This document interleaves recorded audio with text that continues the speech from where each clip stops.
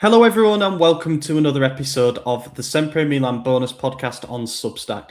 It's a special occasion for us in this week's episode because SempreMilan turned 10 years old, and we are going to be looking back at a decade full of memories and friendships that will last a lifetime.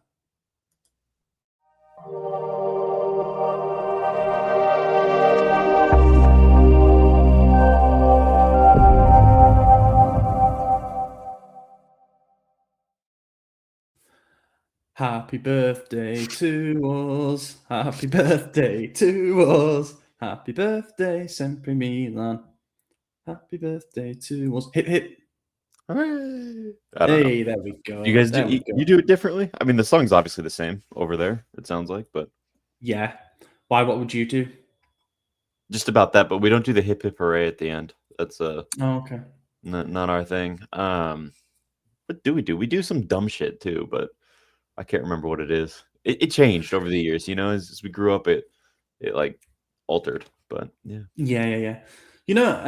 We went to an Italian Turkish restaurant, like a Mediterranean restaurant, on Saturday night, and obviously it's a big one. They had some birthdays, and the song that they play, it has like a pre-bit before the "Happy Birthday to You," and I tell you, it's a vibe. It is really, really good. There's like a bit of a dance build up to it, and I need to find it on YouTube. But yeah, that's really good, and that's now my favorite version of the song. Was Generally, was that Lorenzo's engagement party? No, it wasn't. No, I No. wasn't able to attend that, unfortunately. No, this was just a family thing. Oh, that's right. Yeah, you're Yeah. Yes. Okay. I saw his pictures, and so when I was out there, whenever it was when I saw you last, or not last, the time before, we went to Lorenzo's house and we grabbed dinner at I think it was a Turkish Italian fusion restaurant as well by him. So, and then the pictures that I saw of his party, it looked like it was the same restaurant, but I'm not 100%. I didn't ask him, so I was like, oh, maybe worlds colliding. Speaking of worlds colliding, this shirt is so fucking tight. Jeez, uncomfortable. Makes you look really, ready to. Yeah, from here up, it looks like I'm in great shape. From here down, the jig is up. It's only the frame that matters, mate. Yeah, exactly. We live in a video call world now, so I think you go. Why there's weights just semi-visibly there, so people think, oh, he's lifting. Yeah. Those are dusty. You said you put a message to me just before we hopped on recording saying you were looking for a 2015-16 shirt because obviously we were founded in the year 2016. More specifically, it was the 22nd of January 2016 that we published our first article and thus launched a website. More on that to come. But I was also frantically looking around the wardrobe that we have that's dedicated to football shirts in our collection, trying to find one. Found the away one, and it is a medium, and a medium I am not anymore. So I didn't want to subject our viewers to that. So I've gone for the Scudetto shirt, which was the first major trophy that we celebrated since we launched as a brand, really. Did you get a name on that? I did not. No, I didn't. I didn't. Nice. Why? I don't know. Old man Carlos Baca on this bad boy, the fisherman. I liked Baca. I really did. Yeah. I saw somebody the other day did a goal compilation for him. You forget, you sort of think stick him in any side of the last few years, and he'd have just been a really, really good. Yeah. I really liked him. He's one of the investments that kind of paid off on that front. But yeah, it's 10 years. Wow, life changes a lot, doesn't it? I had hair. I don't anymore. It went from up here to down here, and my arms have a lot more color on them now, and life has changed, man. I'll tell you what changes a lot as well, and I'm going to upload this. I didn't have it pre-prepared, so you're going to have to bear with me. Logos change a lot. This is our evolution as a brand. So that first one there on the left-hand side, apologies for those who are listening and not watching, but if you go on the website, it's on the comments from the team article that I did. I did this for that. You can see the evolution of our logo. The first one had the little devil in, which as far as I remember was like a clip art. So in time, we might have run into dodgy ground trademarking that one. But yeah, SempreMilan.com with the stripes and the gold surround. And then it evolved a little bit to was that the 17-18 shirt with the rips at the bottom? Yeah. With the 16-17, I think it was, because the season after was the really nice one under Montella, where it was like just the plain stripes. Final year of Adidas, I think.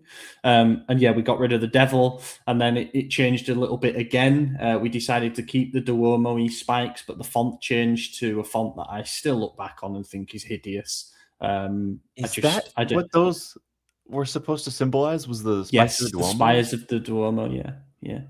I thought it was like just ripping the shirt at the bottom. I always hated it. But now you know there's inspiration behind it. There you go. Yeah, that's not as bad anymore. Do you know what annoys me about that font is like the mix between lowercase and uppercase. So you got SempreMilan, but the N is in lowercase. Like, I don't. Anyway, we've evolved. We've moved on from there to the SM, the 2-circle logo. That's what brands are doing now, right? They're just simplifying to the extent that it's just 2 circles. You know what? The next one, let's go back. Let's overcomplicate it. Very, over the top there. I think that's the next step. Just go back. We have an idea. Me and Isaac, just a little peek behind the curtain here. Me and Isaac, we often talk about a potential rebrand, but we put quite a lot into this one in terms of coming up with a whole new typeface, coming up with different versions of the logos across the platforms. So you've probably seen them on Milan Data, SM.TV, all that kind of thing. So we wanted it to be functional across the board, and simplification was the way to do it.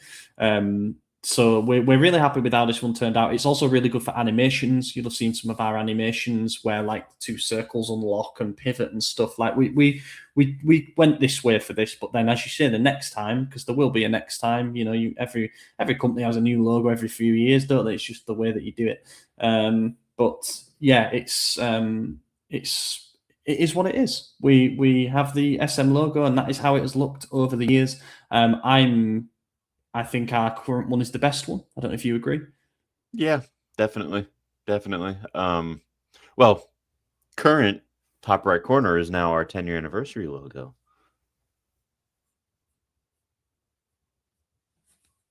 Did you lose me? Did I lose you? Uh-oh. We all lost Oli. I'm going to pause the recording. Apologies for that, everyone. Just a couple of technical difficulties on my end there. But anyway, as I was saying, there's the evolution of our logo and our brand. I should have maybe included the word marks at the bottom. But maybe for the next one, we'll do something a little bit different. As you can see in the top right there, we've got an anniversary logo, which says 10-year anniversary, 10 years anniversary, sorry. So we'll probably be using that on a few things for the foreseeable, just to mark the occasion.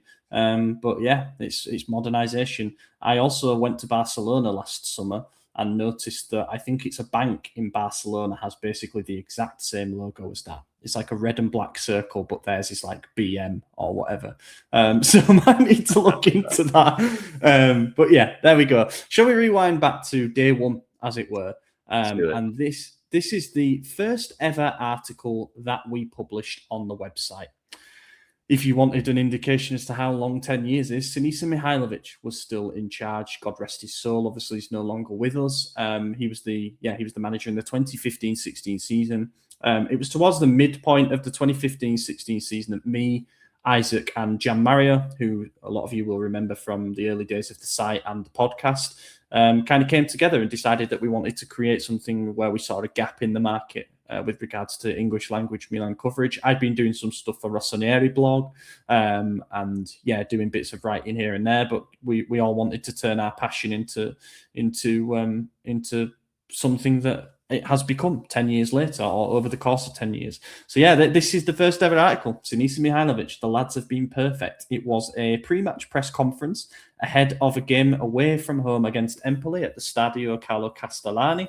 And we drew 2-2, having led the game twice. So if ever there was a fitting indicator of the roller coaster that was to come, it was us dropping points away against Empoli, the first game of our foundation as a site. But yeah, there you go. It's not a blockbuster, is it? But it's the first story. And, if you look at our site now and how we do things differently in terms of headline structuring and also in terms of our use of featured images and things like that, we hope that it's way more visually appealing and captivating than that first ever one was. But from that humble beginning came everything therein. What do you remember specifically when you joined the gang, AJ? When I did what now? I'm sorry?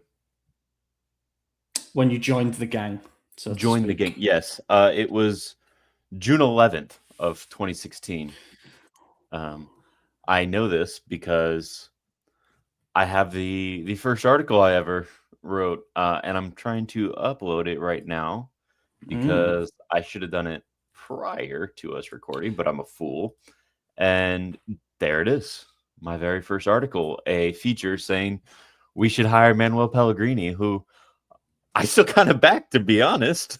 That should have happened, never did, but that was such a vibe at the time of yours, wasn't it? Yeah. Like, here's this Premier League winning manager that we could just go and get. And you know what? He ended up he has gone on to do quite a good job since this suggestion, especially at Real Betis. So I think there's been multiple points throughout recent history where you could point to that and say you were spot on.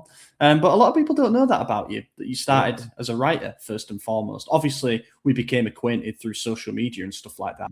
But yeah, that was your start, was as a writer for us. Yeah. And I mean, compared to the big dogs, you, Isaac, and Ben, haven't written nearly as much, obviously, but I did get well over 100 articles before I went full podcast and stopped writing. Shall we have a look how many I've done? So we've done 72,034 articles across 10 years, which obviously sounds like a lot. Of those 72,034, I have 47,862 of them. So I'm coming up on article 50K. Now, how did you find that? Because I just took a gander and guessed. Like, I did. What, on your articles? Yeah.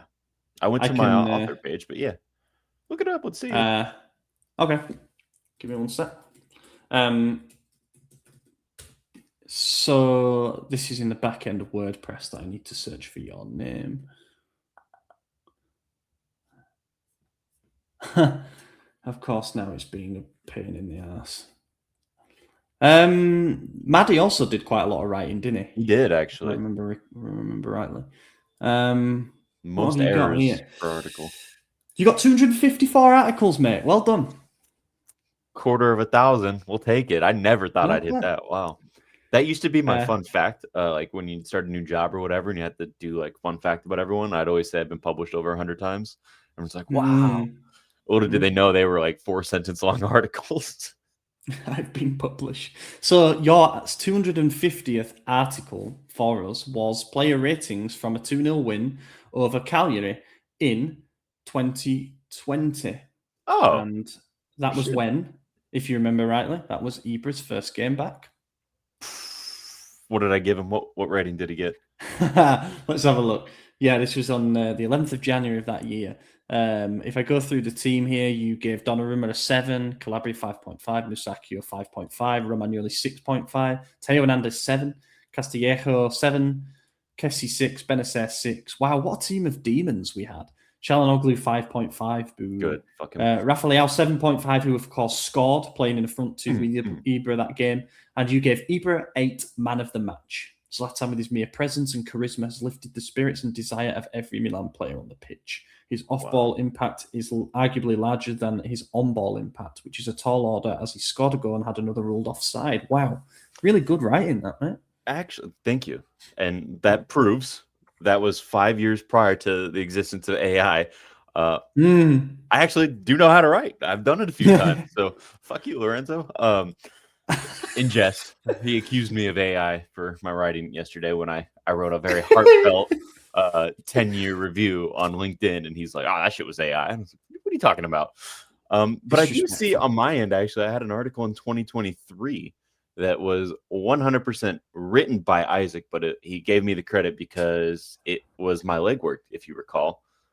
Reaching out to Ruben Loftus-Cheek's agent and getting a quote on the signing prior to it happening. In a way, I broke some news there because they admitted that the deal was done and he was coming. He was very happy. So, wasn't much. The text message quite literally read, "He's very happy." Yeah, that was it. When I said, "Hey, that's a confirmation. Let's go." Could be anything. He's very happy to not be joining. Yeah. There's a few of those over the years. Actually, that was the next section that I had sort of on the round up thing. Well, actually, I had the first podcast. I'll tell you, this is a little bit of trivia for you. The first ever podcast was recorded in June of the 2015-16, well, just after the 2015-16 season. So it was a season recap. It was me and who? Dan Gutman on Skype. It was with indeed. no cameras. Yeah, no cameras and the worst audio quality imaginable. I tried listening back to it as a bit of a, a bit of nostalgia and like, how have we got better in terms of not being as robotic and stuff. The audio is literally really crackly in one ear, and when it switches to Dan, it's a little bit better, but it's in the other ear. I just couldn't listen to it. It's like someone having a conversation through you. So don't go back and watch that. But that's when the podcast started. So, in a few months, we'll hit 10 years of podcasting as well. There was a bit of a break between the Gutman years and when was it Madison or me who decided we needed to bring it back? It was one of us. I think he pushed harder and I was on board. And it was like something that I don't think you were interested in at first. You said no. Well, I think it was committing to consistency and having a recording schedule and stuff. And obviously it was tough for us because we all had other jobs at the time. I mean, a lot of people don't know that. I was at university. So I was I was going into the third year of my degree, and that's right, because in the final year we had what we called a professional development project that we had to do, where we all created a website and kind of a brand from scratch. And the person who was leading that module pulled me to one side and said, if you want to use SempreMilan, you can. You don't have to go and do a lot of extra work. And I got 98 out of 100 on that module. And I was the first ever person in the history of the university to have already got ad revenue coming in on my website. So they were completely blown away by that. And the criticism that I got was that it was too far advanced. Like, I think they could tell that I'd been working on it for quite a while. So, 98 for this. Thank you, That's hilarious. Still came out with a 2-1, despite that dragging my average up. But anyway, so next I've got the big breaks that we had along the way. So, you're saying there sort of partly humorously, but honestly partly seriously about getting comments from agents over the years. I've got here one of the first big exclusives that we had was from actually Pietro Balzano Prota, who was a collaborator for us in the early years, and obviously he's still going strong in the Milan world with his new project Milan Vibes, which I really like. He gave us some news to publish that Cesc Fabregas was a target for that summer window. And obviously, as time has passed, we know that turned out to be correct. We tried to sign him towards the end of Galliani's time at the club. We were unable to do so, but that was one that was an early tick for us. We managed to speak to Thiago Maia's agent at the time, that there were some links with those. That was our first exclusive comment from an agent regarding ongoing negotiations over the transfer. We interviewed Primavera defender, in fact, several of them down the years, because at that time it was easier to get access to the Primavera players and the first team was still newspaper only. And then in April 2020 was probably the biggest interview we'd done to that point, definitely, when Yong Hong Lee chose us to break his silence in terms of, reflecting on his time as Milan owner. That was an interview conducted by our then collaborator Vito Angele, who I'm sure everybody knows is still around, has other projects going and stuff now. But that was amazing to get. If you search for it, I'm sure you can find it, but he basically broke down play by play from his side of the story what happened. As we know, I think there's two sides to every single story, but it was good to give him a platform to be able to talk about things, because the one thing that we couldn't doubt after that interview was done was that he had the passion for it. It's just that the money probably wasn't there. The first exclusive where we were like world first, if you like, was the Jens Petter Hauge thing. So I'll just display that. I mean, I'm sure you remember me banging this drum for ages, but do you know this story? I'm sure I can say it now without naming names. We got this story from a member of Bodo Glimt's staff. He reached out to us after the game and he told us, Hauge's gone into your dressing room with Maldini. And from there, we were getting a bit of a bit-by-bit update on what was going on. And then by the end of the evening, we knew that we'd presented an offer to sign him, which I think was around €4.5 million. It was the Europa League qualifier at San Siro. He'd scored an absolute banger, 25-yarder into the top corner, and I think he got an assist in that game too. And then a few days later, he was having a medical and signing for us. So that felt really good. That one. He's still keep in touch with his dad as well. Good guy. Yes, shout out to him. Yeah. I texted him the other day because obviously Hauger is on an absolute mission at the moment. And he scored against Man City, so everyone in England now knows his name. And I think he's sort of come back around to where he might get another big move. Like he's playing that well again for Bodo Glimt. I love him. I've spoke to him and stuff, and just a lovely family. And I'm glad he's kind of gone somewhere where it's working out for him again. So this is one of those where, do you know what? Sometimes like, we're all human, and I try to be as impartial and as objective as possible in reporting. But sometimes I can't hide when I'm rooting for a player and when you feel a bit of emotional attachment and investment to a story, especially because I think we all were saying Pioli's not playing this guy enough. Like every time he plays, he's doing something, and yet he couldn't start over Castillejo and stuff. So, the Hauger story was a bit of a what would you call it, like fable that we were at the center of, if you like. And I think I want to, this, and most of the staff know this, but I think I want to break a little exclusive behind the curtains look here and explain something that I was very likely the full responsible of.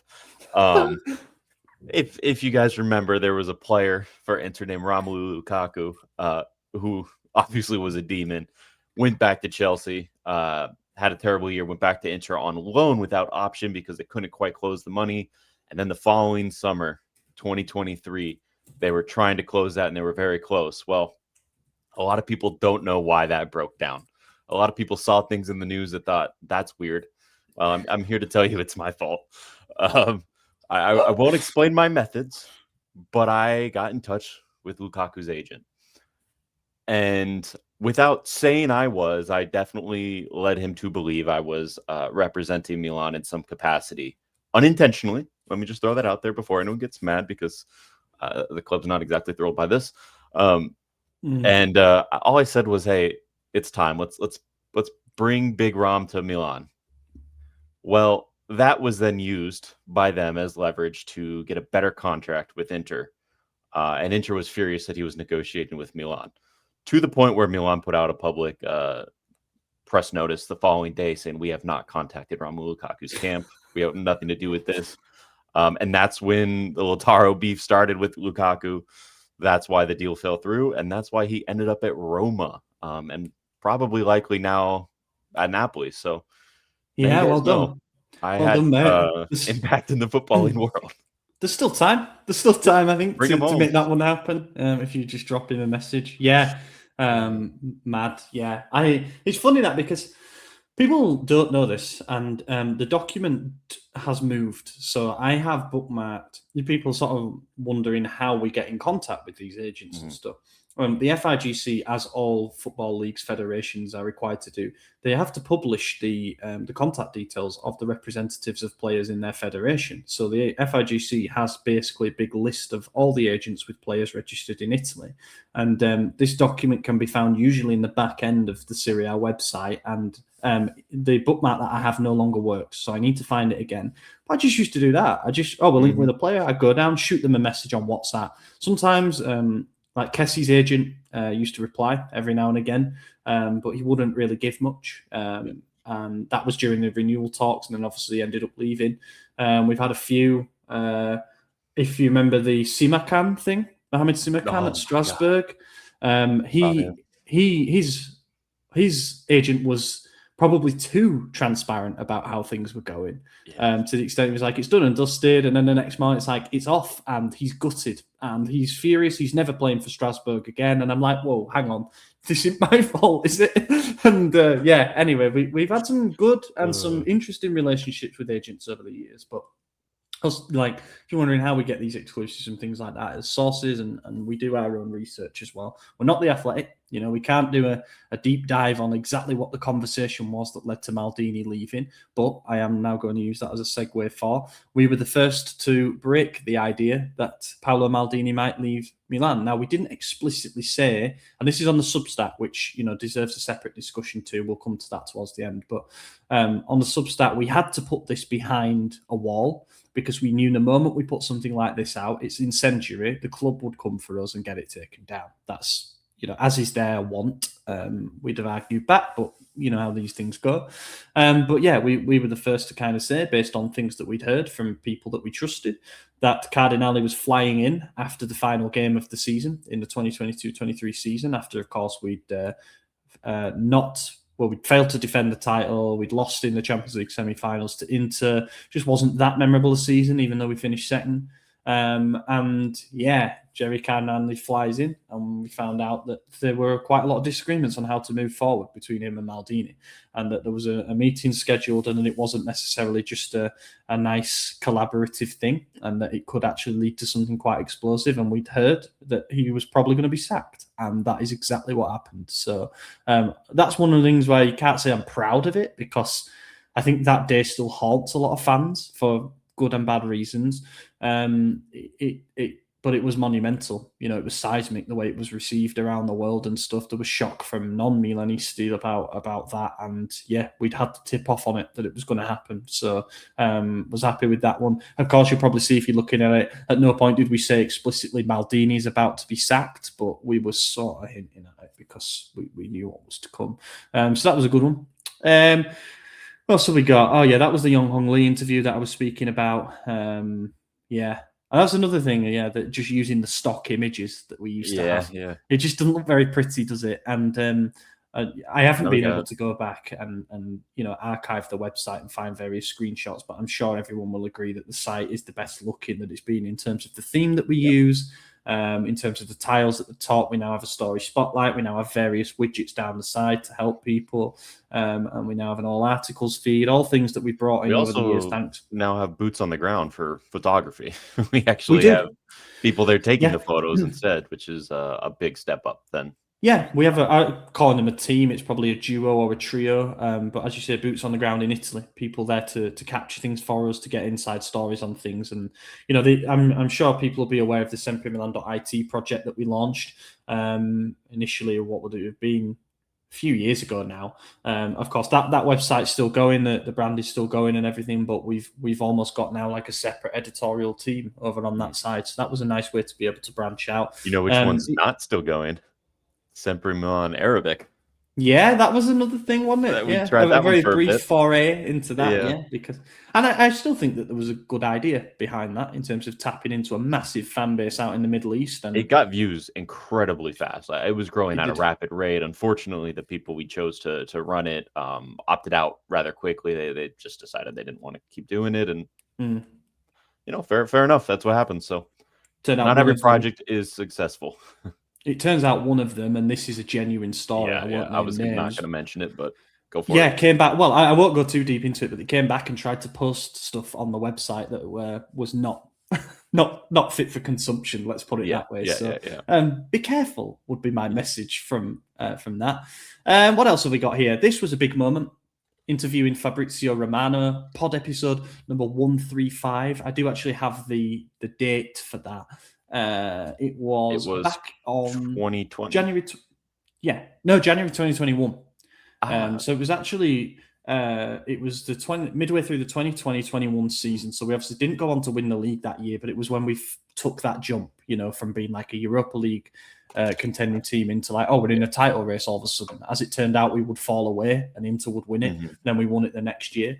But this was when we had quite significant growth as a brand because the team were doing so much better and were much more competitive on the pitch. And do you know how this all came about? Because I'm going to say it because I don't think you can do the same thing anymore because he's tied. I've spoken to him since, Fabrizio. He's not as bad as Guy as he sort of gets dragged for. You know, it's obviously he's an entrepreneur. You know, he's in it for money. It's his job. as you got bigger are and we. bigger as So, well, and it becomes harder and harder to micromanage your brand when you're doing that. Of course, there's a lot of things that he's done that I don't agree with, but he was always very good and very accommodating with us. But I literally just shot him an email, and he came back and he said, "Yeah, there's a few rules to it, but I can do it." And he also said that he likes the project and likes what we're doing, so he must have heard of it somehow. And then he came on and he gave us an hour of his time to talk through all the things, future of Purely, future of various players, potential signings, blah blah blah. And then as fate would have it, Fabrizio then became part of the network that owns part of us, Rocket Sports, now Get Sport, and they launched together the Daily Briefing column, which is quite big over here and in Premier League circles. He's no longer part of that, but that's how all that came about. So he ended up technically a colleague for a little bit. That was a good one. At the beginning of this episode, I joked about no longer being in shape, not lifting anymore, and being heavy set now. But if you want to see when I was in shape and very serious about lifting and had hair and a much larger beard, this episode, I believe I was in very good shape then. Could be wrong, but I think that was about the time that I was. Do you know, this is a nice segue onto this. I've got this rather than our podcast that we did just because I loved the thumbnail for this. But obviously, as part of all the research for this, I went back and watched most of our post-Scudetto pod. So the episode that we recorded, I believe it was the evening after the night before, if you like. So we recorded it the day after the game. You were still viciously hungover, I think, and your voice had gone. We were all hungover. You can see it in our faces because I actually celebrated with Steph and with Lorenzo. We went Milan Club London and we partied into the night. Like I got home early hours. Another personal tidbit about that specific podcast. That was the day I met my now fiance. Wow. Yeah. And I almost canceled because of the Scudetto. And then I was like, you know what? I was, a grimy boy, if you will. And I said, it's a good day. Let's see what else I can make happen. And then it became something serious. So here we are. And then, unfortunately, she was lumbered with you for the next few years. And many years beyond. But yeah, that podcast still makes me really happy. I think, obviously, the one that we recorded after returning to the Champions League the year before was equally brilliant because we all pledged that we were going to sit and have a beer or a couple of beers while we recorded it, which went down mixed. You'll be surprised to know people said it was unprofessional and shit like that. Like, come on, read the room. But then the post-Scudetto one was kind of like we're all mustering that last bit of energy that we've got to really do it justice. And I felt like that season, and obviously particularly hoisting the trophy at the Mapai Stadium after hammering Sassuolo, was like the culmination almost, not the end point, but just the culmination of everything to that point, all the hard work over multiple years, and finally we get a product on the pitch that is sort of worthy of our investment of time and money. And then we win the big thing. And it's just that day and those couple of days, in fact, because I remember after recording, sitting down and watching live on YouTube the celebrations through it went from the stadium, didn't it, to Casa Milan to the Duomo, the Piazza Duomo, and that is still like surreal to me. Seeing some of those pictures and stuff, like they're still my wallpapers to this day. God hoping we get another night like that, because it was incredible. It was like a really emotional time as well, because it felt like it had all come together, and it's like, where do we go from here? I remember speaking with Lorenzo in the pub after we'd won that game and saying, like, this is just the start. This team is still really young. It's going to get better and better. We've got the money. We're so much better financially now. We're going to invest. We're going to have a real go at the Champions League. And we did get to the semi-finals the next year. As it turned out, it was a bit of a plateau. And who do you remember who the big signing was that season? CDK. It was CDK. Yeah. Found that jersey when I was looking for this one. My CDK away shirt. Still have that was the window. Obviously, Maldini famously spoke out, didn't he, towards the end of the following season, just before that semi-final against Inter, saying our team's still nowhere near the level of being able to get to late Champions League stages. We need to invest now. And it was after the summer where I think our net spend was around 50 million. We signed CDK for like 35 mil of it, and then there was Malik Chow, Serginho Dest, Asta Franks. It was a honking window. It wasn't great. It wasn't a good window. So he maybe had a point with that, but that was the transition in ownership too that happened after the Scudetto season with Jerry Cardinale taking over. So I think that there was a bit of a lag from that period. But yeah, won the league. That was amazing. That was yeah. There were so many happy memories from that. I also wanted to talk about, people ask often, because we post things on our social media and stuff, about access. Isaac did a great image here showing all of his various media passes, and that sheet of A4 paper, again, apologies if you're listening, but that sheet of A4 paper you can see with our names printed on is actually taped to your spot in the press area. So I'll never forget getting goosebumps the first time I went to San Siro in the press area and I saw my name there. I was like, fuck, this is my spot in the stadium. That is crazy. That was such an amazing moment. I'm determined for you to experience it next time you're over, because the view from there is absolutely amazing. Yeah. I could tell you the next time I go, it won't be in media, because actually I am currently planning a little trip last weekend of April for the Juve game with a couple buddies. I was lying in bed the other night and I turned to my fiance and I said, hey, I'm going to go to a Milan game this season. She's like, great, let's do it. And I said, I don't want to hurt your feelings, but I don't want to take you. I want to take my friends. I want to have a boys trip. So I called one of my buddies from back home. She gave me permission. Not that I needed it, but it's always good to have it, as we all know. Yeah. So yeah, that's in the process now. And hopefully it's not another fucking 0-0 dud, because that tends to be Milan Juve. But hey, I got to go this season, whether it's a Scudetto season or not. I want to see Modric live. And I want to be there, in one of the final years before it San Siro gets torn down. So that's the game plan. Yeah, I was speaking to Gian Mario earlier, actually, nice. about, on the back of the anniversary thing. He's also taking his little lad to his first Huddersfield game tomorrow. Love that. They're playing Bradford. It's the West Yorkshire derby, and he's chosen that. So yeah, I mean, that time flies in that sense as well, because I've known Gian Mario for over a decade now. There's actually a group of Huddersfield and Milan fans, but like he's got a kid now and stuff. So everyone grows up and stuff. But he's actually saying that he's going to that game as well. So now that it's looking more and more like it, I might try it myself. Might try to get over myself for that one. But yeah, there you go. There's all the stuff there. We don't have enough time to go into how it all works, but basically, I will say one thing: the club have always been really, really good with us. It's an at arm's length relationship. Obviously, they respect our need and our want to write about things objectively, subjectively at all times. There's been things that we've published in the past that they haven't been happy with. I'll be honest. Things where they say we're being overcritical or you've got the wrong idea about this when it's information that we've received from a source. That's all part and parcel. It's a bit of a tug of war, to be honest, the game between the media, external media, and the club. But generally speaking, they have always been really, really good with us. I know that I've been told firsthand by the person that I liaise with at the club that Cardinale is a regular reader of what we put out there.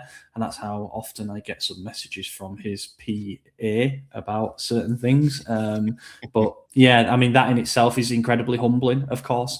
But it meant that when the time came when we wanted to start covering games live, they were more than happy to accommodate us. The first time that any of us went and covered a game live was actually a pre-season game. It was Manchester United in Cardiff. I went. It was during Marco Giampaolo's ill-fated few months in charge. We drew 2-2 at the Millennium Stadium, and it went to penalties, and Manchester United won on penalties. But yeah, I covered that from the press area, and then went out and got pissed in Bristol afterwards. So I remember that one fondly. Isaac was actually the first to cover a game at San Siro. He went in the Scudetto season for the Verona comeback win, the 3-2. The Castillejo game, as everyone remembers it. Yep. And then, we've both been countless times since then, not just to games at San Siro. I've done some great Champions League nights there, Napoli, Spurs, stuff like that, but also games in England. So Isaac's done Stamford Bridge. We've done Spurs away when we got a tour of the stadium, Newcastle away, Liverpool away, stuff like that. So, there's been great opportunities for us along the way. And look, every time we walk up the steps and, you come out into the media gantry or whatever, It's not lost on me how ridiculously lucky we are to be able to do this, because it's a lot of people's dream. So don't think that it's ever like a parading thing, a peacocking thing. It's not that. It's just like, holy shit, how cool is it that we get to do this? Yeah. So yeah, that's sort of, I've got a similar thing to what Isaac's put together there, a folder with all of my things. You get your own little ticket stub. As you can see, and it actually says Tribuna Stamper across it, so it shows, yeah, where we were for that particular game. Isaac's done Verona at home twice. Wow. But yeah, it's fun. We love it. Yeah, it's fun. Love doing that. Very fortunate to be able to do it. And then the final thing that I want... Oh, I've just removed you by accident. The final thing that we wanted to... On to be on top. There we go. The final thing that we should mention, I plug it every single week, but the Substack has become an increasingly important part of what we do, because, again, a bit of a peek behind the curtain. Sports media, print media has kind of died a death. Online sports media has changed and evolved in a way that's so different to when we first started. You know, we had all the accusations of clickbait and stuff in the early days. And, you know, I'm not proud of those days where we had to try and lump as many big teams into a story as we could. And we had to fight really hard for those clicks, you know, just in order to keep things going, to pay for the hosting fee and stuff like that. But thankfully, I think most people would agree that we have grown away from that now, because we have a big enough core audience to be able to just write things normally, you know, down the middle. But the scene is constantly changing. The ad market is a real mess. So now things are moving from being ad dependent towards, like, you've got to have your own platform and a subscriber, reader base, listener base, whatever it might be, that are willing to sort of, you know, pay a little bit for the product, and in exchange they get obviously better quality from it. I mean, I'm sure you're all aware of what I'm referring to. How many times have you clicked an article and it's like, want to read the rest of it? Pay $4.99 a month and sign up for our thing. We hope that we don't do that. We offer a €5/$5 per month thing over on the Substack, or you do 50 for the year, and it's over there that all our bonus content is. Isaac does. This is the bonus pod, so everyone here has already done it. Yeah, true. Well, I'm just thinking, I'm unsure, but I was thinking about potentially releasing this. Ooh, I like that idea. You know what? Yeah, let's do it. So I didn't want to gatekeep it, but I didn't want to save it until Monday either, you know, to do 40 minutes at the end of the main pod. So that would be a bit much. But yeah, I think I might release this one. But anyway, yeah, that's what's over on the Substack. You get the Discord as well. So we've got an online community that's like a chat. But Isaac does his bonus articles on there, which are often deep dives into topics that even I'm like, I get it, but I don't really get it. And, you know, he explains things so well. Yeah. Pub chat, where you've got Lorenzo and Stefano's takes, instant match analysis, a newsletter every week, rounding everything up. And as I said, like with the Maldini story and stuff, we often get stuff that we're a little bit like unsure about putting out on the website, and or at least the website first. So we put it behind the curtain there too. And especially during the transfer window, that's the case, because it gives us an extra layer of protection from being bothered by anybody. So yeah, that's all on the Substack. That's, as I say, that's becoming an increasingly important part of what we do. Things are shifting and changing all of the time. We're trying to adapt to it, but I think that is just going to become bigger and bigger for us. We will never stray away from, obviously, our main responsibilities, which is the website, which is keeping everyone up to date on social media and everything like that. Our match day coverage will remain the same for as long as there are the people here to do it. But yeah, it's you can't stand still. Basically, you can't stand still. That's it. And I suppose we should also mention the friendships along the way. You know, fuck them all. Fuck them all. Yeah. Yeah. I mean, shit, we've been good buds for 10 years now. I mean, you and I hit it off relatively instantly, I think. You know, Isaac and I had our differences at first, and now we're friends. There is a bit of an age difference between us, so I was an immature adult and he was not quite an adult yet, and so it definitely did not mix well. But now we're on the same page, and we get along pretty great. I mean, Madison, I've met his wife, his child. They've stayed with me. Now he has another child I haven't met yet. Both you guys are going to be groomsmen in my wedding, so there's that. Been to Lorenzo's house. His fiance and my fiance are really good friends. They text at least weekly, if not more. It's crazy.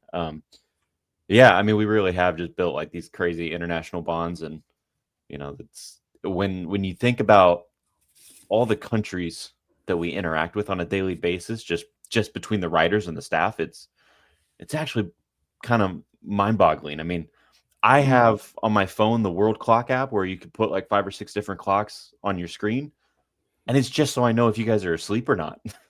I mean, I have so many. It's like I can't keep up with these nations. Yeah.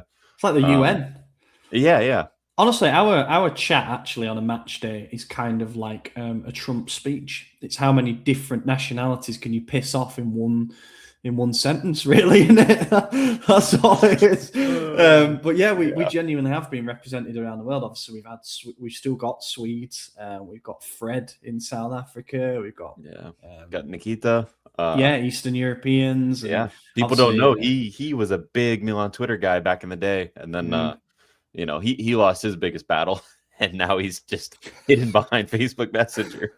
Yeah, and he's a lawyer now as well, and which is he's got to stay on the straight and narrow. We had feature writers from Australia, and obviously, as you said, the guys from the Arabic side. Like we really have.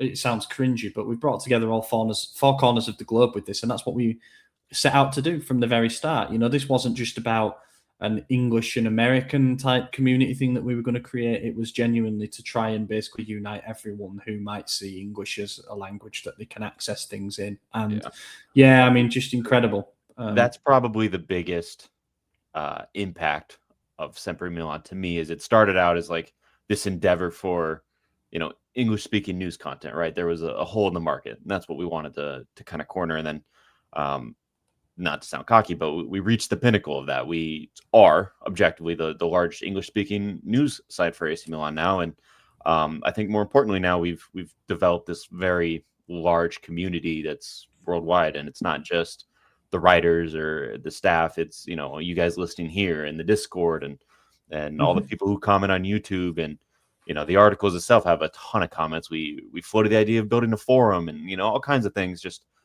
because I got refloated last night, actually. Good. I'm happy for that. It's just we got an app. We've all built so many. Yes, the app we just revamped and relaunched. So I'm urging people to go and download it. Please do. But also, if you're wondering why we haven't hard launched it yet, it's because we're still in the phase of ironing out bugs. So go get it, and it'll auto update and all that shit. You know what Apple does now. But we'll hard launch it when we're in a position where we think it's pretty seamless.